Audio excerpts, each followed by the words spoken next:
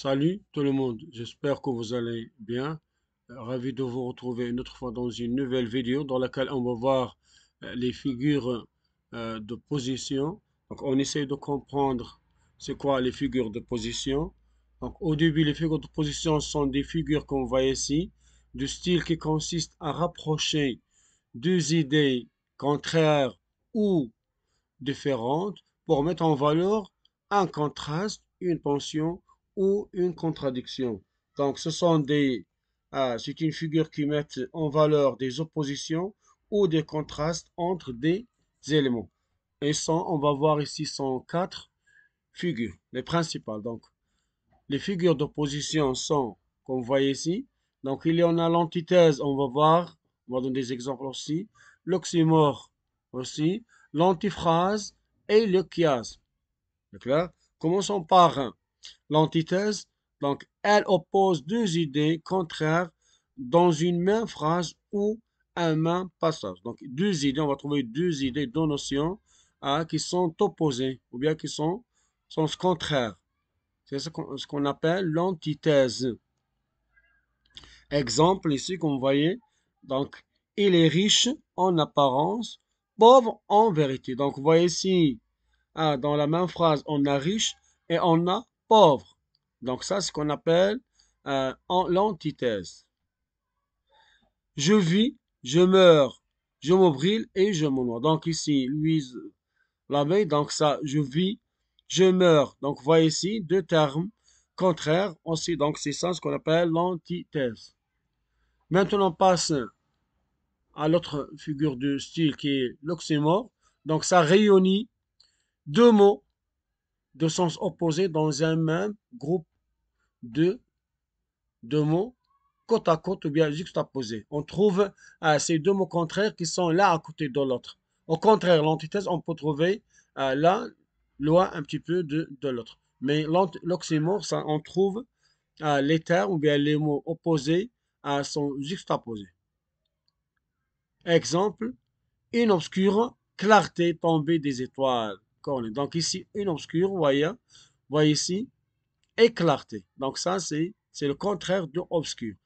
Deux mots opposés qui sont juxtaposés l'un à côté de l'autre. Donc ça, c'est ce qu'on appelle l'oxymore. Un silence assourdissant envahissait l'espace. Donc on va ici silence et on voit assourdissant. Donc c'est un mot, sont deux mots contraires ou bien mots opposés. Et c'est ce qu'on appelle l'oxymore. Maintenant on va voir la troisième figure du style ici, c'est l'antiphrase. L'antiphrase, ça c'est de l'ironie. Quand on commence à se moquer de quelqu'un, ou bien, donc consiste à dire le contraire de ce que l'on pense, mais en faisant comprendre qu'on pense le contraire de ce que l'on dit. Consiste à dire le contraire de ce que l'on pense. Je dis le contraire de ce que je pense. Exemple. Donc ici, elle est très souvent utilisée dans l'ironie. Voilà, donc dans l'ironie, c'est clair? Donc, quand vous voulez se moquer de quelqu'un, donc utilisez ce qu'on appelle l'antiphrase. Exemple,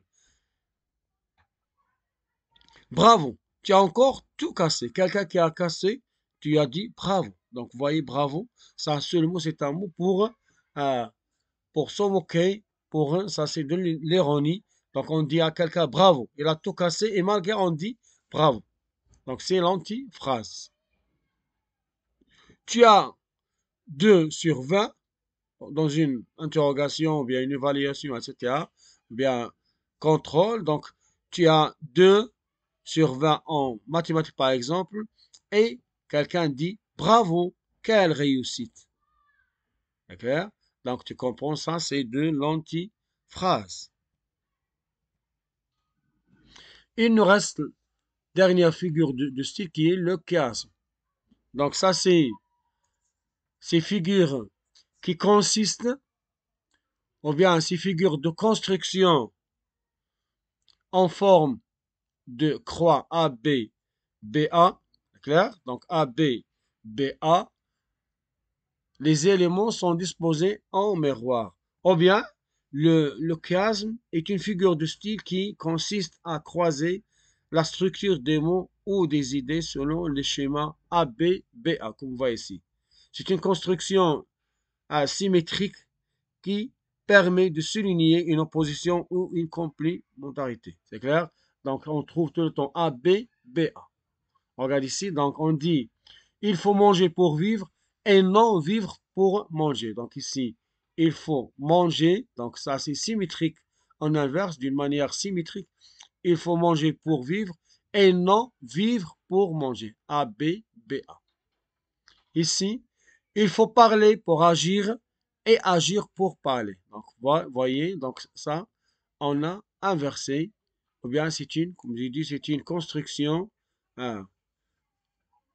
des mots, oui, qui consiste à croiser la structure des mots ou des idées. On passe maintenant à un exercice pour bien appliquer ce qu'on vient de voir. Donc, indique la figure de style utilisée dans chaque phrase. Est-ce qu'antiphrase, antithèse, oxymore, le chiasme, l'antiphrase. Donc, vous allez lire un. Je peux donner un peu de temps pour essayer de lire ces phrases et de répondre quelle figure de style, de position. Est-ce que l'antithèse, oxymore, le chiasme ou bien l'antiphrase. Donc, on va voir ici. Donc, tu as encore oublié mes clés. Donc, il a dit excellent. Le froid brûlait ses mains. Il monte pour descendre et descend pour remonter. Je hais ce que tu aimes et j'aime ce que tu hais. Cette obscure clarté qui tombe des étoiles. Quel héros, dit à quelqu'un qui a fui. Il est vivant, elle est morte. Il faut travailler pour vivre et non vivre pour travailler. Donc pour la première, la correction, donc la première, tu as encore oublié mes clés. Excellent. Ça c'est l'antiphrase. Ça c'est de l'ironie. Tu dis à quelqu'un, donc ça c'est l'antiphrase. De la deuxième phrase, le froid brûlait ses mains. Donc ça c'est l'oxymore. La troisième, il monte pour descendre et descend pour remonter. Donc vous voyez deux termes qui sont opposés, c'est clair? On va voir, ça c'est le chiasme.